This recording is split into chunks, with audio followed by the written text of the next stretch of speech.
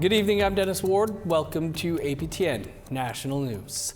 First Nations leaders were in Ottawa Tuesday to show their opposition against a proposed nuclear waste disposal site at Chalk River, 180 kilometers northwest of Ottawa. They were joined by federal politicians at a press conference Tuesday afternoon.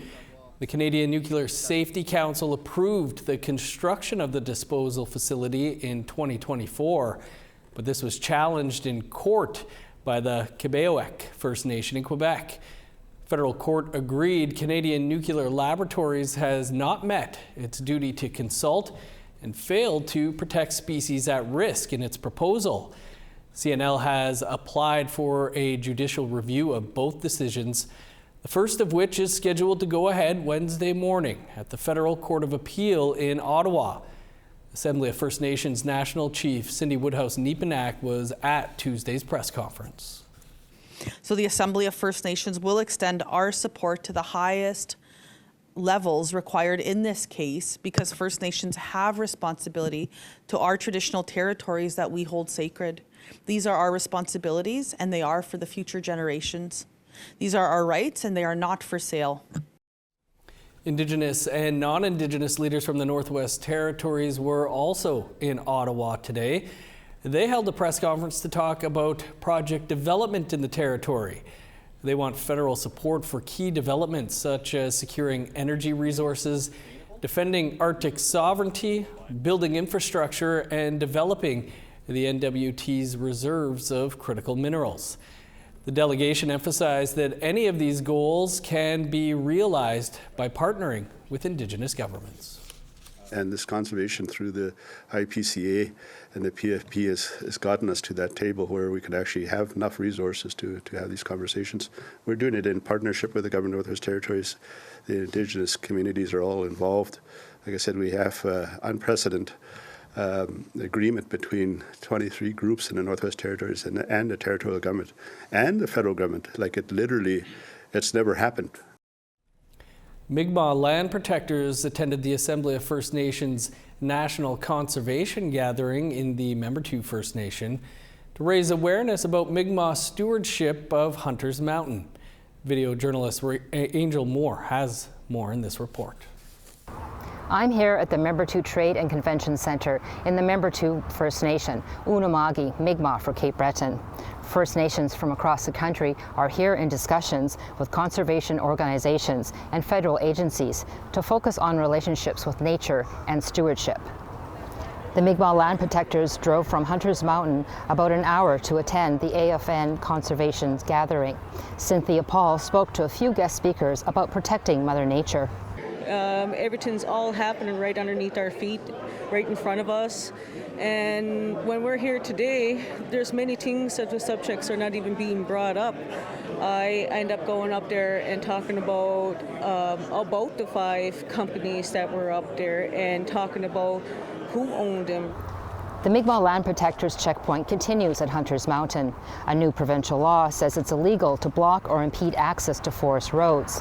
The land protectors say they are willing to get arrested and face fines and/or jail time to protect the forest. Me personally, I think it's going to be like the Oka crisis that happened, because the people here, we're not backing down. 6 months in jail is not much.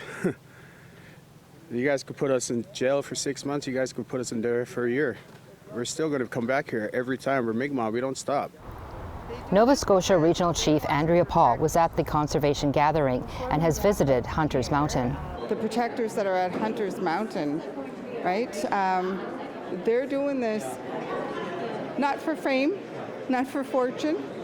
They do this because they want to protect all species for the next 7 generations. Topics discussed at the gathering included conservation economies, honoring treaties, and traditional knowledge. Paul hopes protecting Hunters Mountain forests from clear-cut is part of the discussions. It's not being discussed here, and that's where some of us are looking in the background, but a lot of it is not being questioned and put out onto the table for all of us. But hopefully soon we can get more answers. The gathering continues on Wednesday, where health and environmental justice, Conservation through traditional balance will be on discussion. Meanwhile, the Mi'kmaq land protectors say they will never leave Hunter's Mountain. Angel Moore, APTN National News, Member 2, First Nation. Thanks, Angel. To Tyendinaga, Mohawk territory now, where a joint police force investigation into cannabis grow operations continues. Over the past few weeks, the police have raided and dismantled 4 sites and seized 72,000 cannabis plants with an estimated value of $122 million. According to a Tuesday media release, the Tyendinaga Police Service continued the operation by executing a warrant in the community Tuesday morning. With the assistance of the OPP's specialty units, 7 people were arrested. All were found to be non-community members. In previous operations, 10 people have been arrested. 6 of them were not from the community. Well, cannabis raids are common during this time of year. OPP Media Relations Officer Bill Dixon says these are different. We have criminal organizations going on to Indigenous territory and taking advantage of that territory. We've got, none of the money that's being made is going into, or very little of the money, I would think, is going into the Indigenous community themselves. It's going back to these criminal organizations. And we know that criminal organizations use the cannabis production because it's a fairly low risk. I mean, cannabis is for the most part legal to some extent in Canada. But these criminal organizations are using the cannabis production funding to then go on and fund more serious and heinous things, including more serious and dangerous drugs. To Saskatchewan now, where earlier this year, the province announced they were going to auction off Crown land on October 28th. Now, Saskatchewan Premier Scott Moe says the decision to do this somehow slipped past the duty to consult process, and those auctions will not be happening. I think in fairness, this is a case just of where we got a little bit ahead of ourselves in that process starting again. So we had a meeting here just this past week. The pause is going to continue and continue indefinitely. We're always looking for your feedback or story ideas. Here's how you can continue the conversation with us. If you have a story you'd like to share, you can send us an email to news@aptn.ca. You can read and watch our stories by visiting our website, aptnnews.ca. You can also find us online on your favorite social media sites, including TikTok, YouTube, LinkedIn, and X. You can follow APTN News to join the conversation and see our latest stories. The Alberta teachers' strike has entered its second day. The latest on that and more after the break.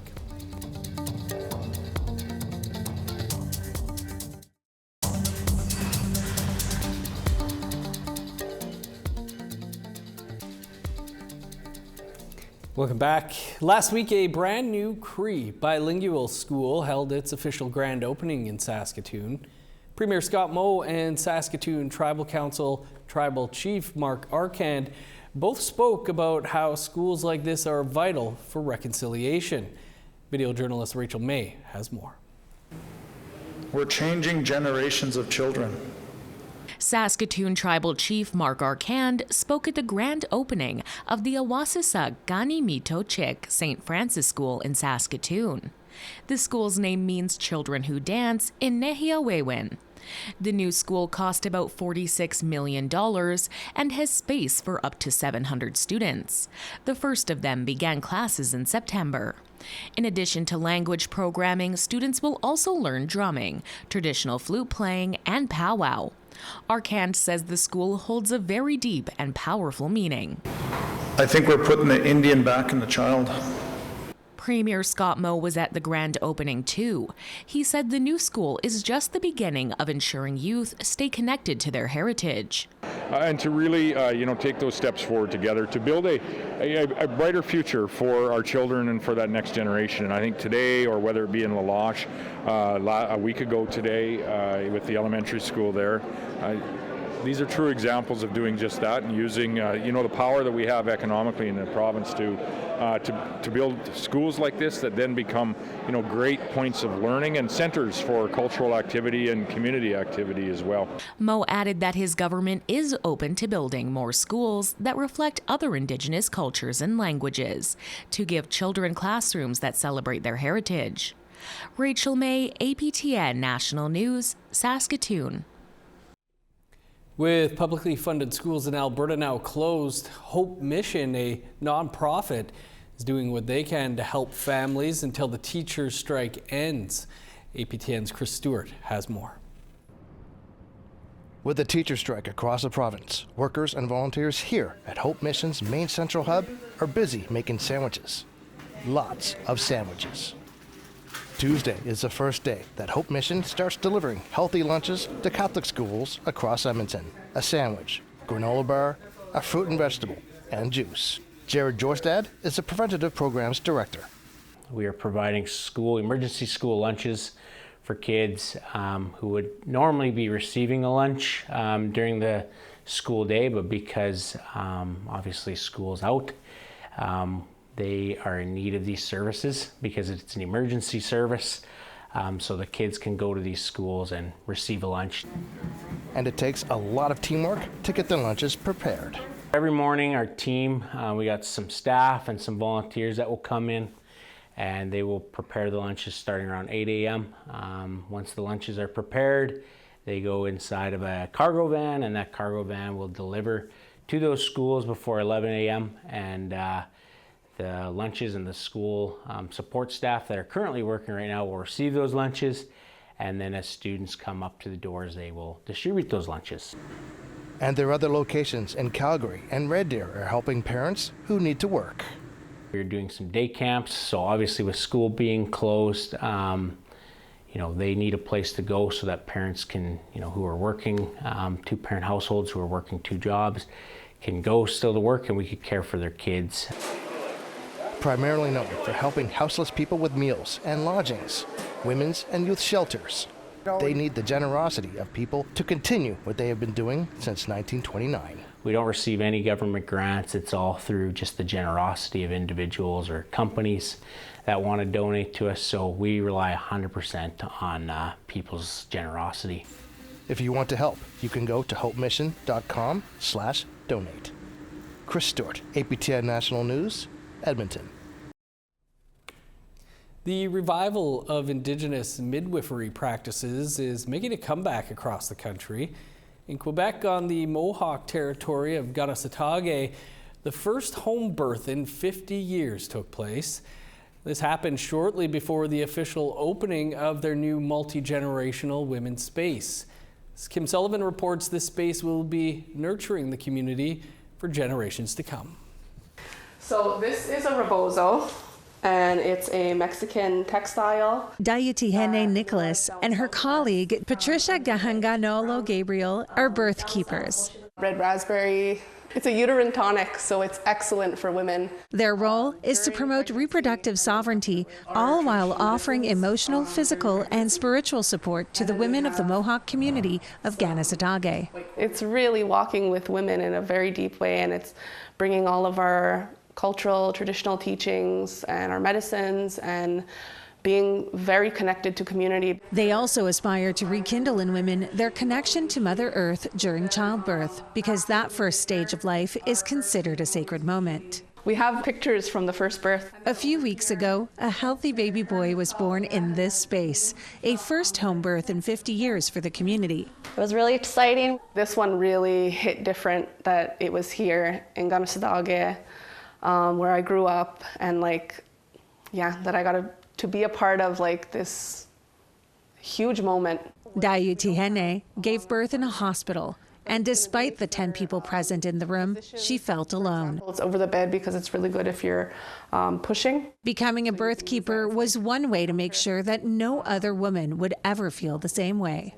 She was just so well supported and so well listened to, really heard and really understood, and made to feel that she was the center of what was happening, that she wasn't being told what to do, but we were asking her, like, where are you at? How are you feeling?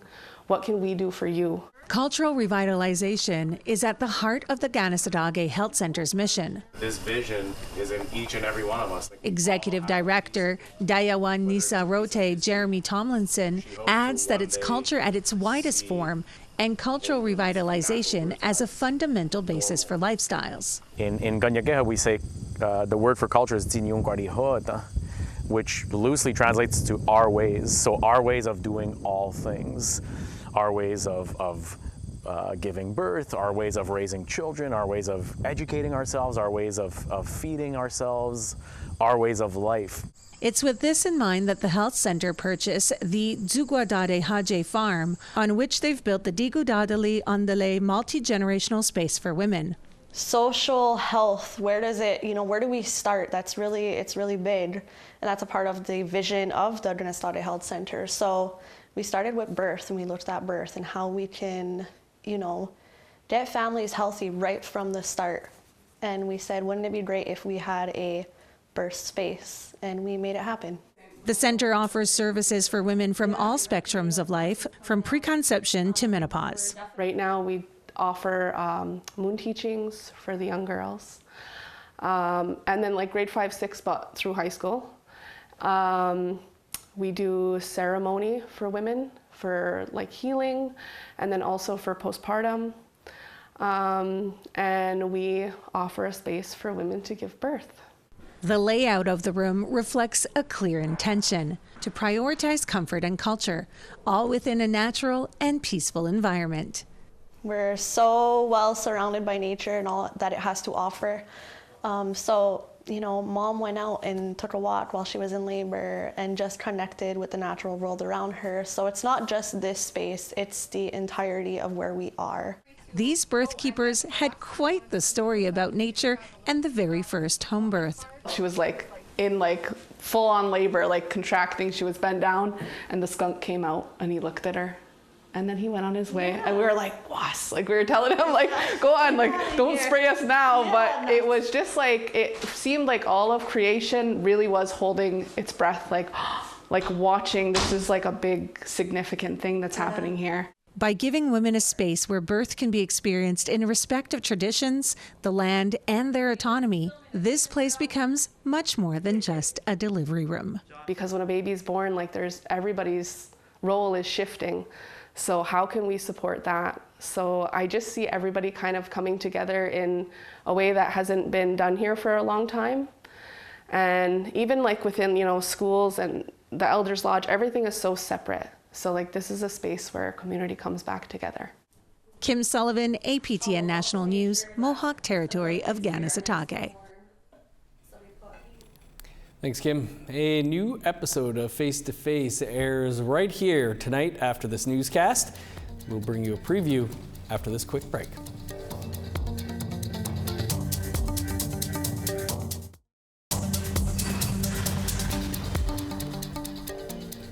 Welcome back. Time now for our photo of the day. And this is of a foggy morning in Sandy Lake First Nation in Ontario. Thanks to Brad Sampson Crow for sharing this great shot. If you want to be featured as our photo of the day, you can email your pictures to share@aptn.ca. Now let's take a look at tomorrow's forecast. Starting on the East Coast, 16 with showers for Fredericton, cloudy and 18 for Halifax, 4 in Kuujjuaq and in Nain, 10 in Cartwright, cloudy and 17 for Montreal, cloudy and 4 for Chibougamau.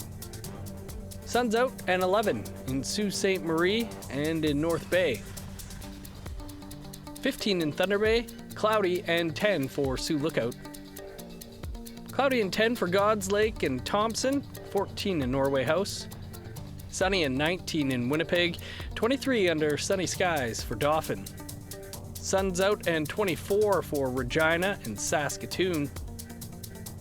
Cloudy and 15 in Meadow Lake, 12 in La Ronge. In northern Alberta, showers and 4 in High Level, rain and 7 for Fort Chipewyan. 10 in Edmonton, Sunny and 23 in Lethbridge. 13 for Vancouver, cloudy, and 9 for Kamloops.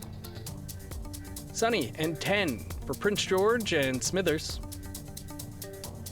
8 in Old Crow, 10 in Whitehorse. 7 in Yellowknife, cloudy, and 6 for Norman Wells.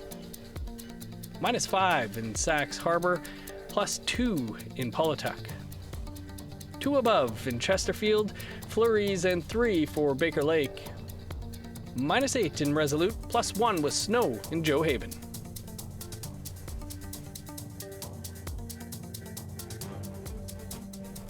'17-year-old hockey sensation Gavin McKenna is proving his hockey chops yet again, this time scoring the game-winning goal in his second ever U.S. college game. The Trondequitchin First Nation hockey star from Whitehorse announced he was heading to Penn State earlier this summer to play for the Nittany Lions. He notched 2 highlight reel assists in his college debut against Arizona State on Friday, with Penn State winning 6-3.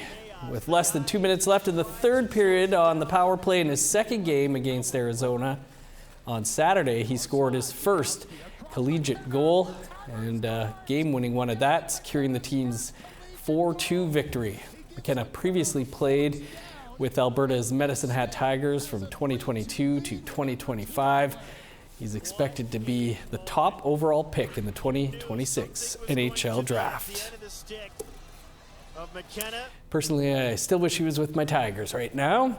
A new episode of Face to Face is just minutes away. Our guest tonight is filmmaker Lena Minifee, whose directorial debut, The Good Canadian, had its world premiere on APTN on the National Day for Truth and Reconciliation, and it's now streaming on APTN Lumi. The documentary highlights the ways Indigenous peoples are discriminated against right from birth. A lot of non-Indigenous peoples we know have never even met a social worker. They don't even know what they do.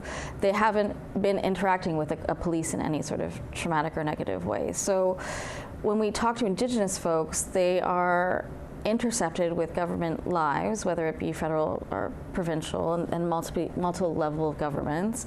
And that connection ends up staying out through the entire life. So you're talking about a mother pre-birth, then birth, then going into elementary school, experiencing racism, high school, then you become of childbearing age, you go into the workforce, and then potentially those things are affected, like foster care being taken away. Then there's a pipeline to prisons from foster care, and also murder, missing women.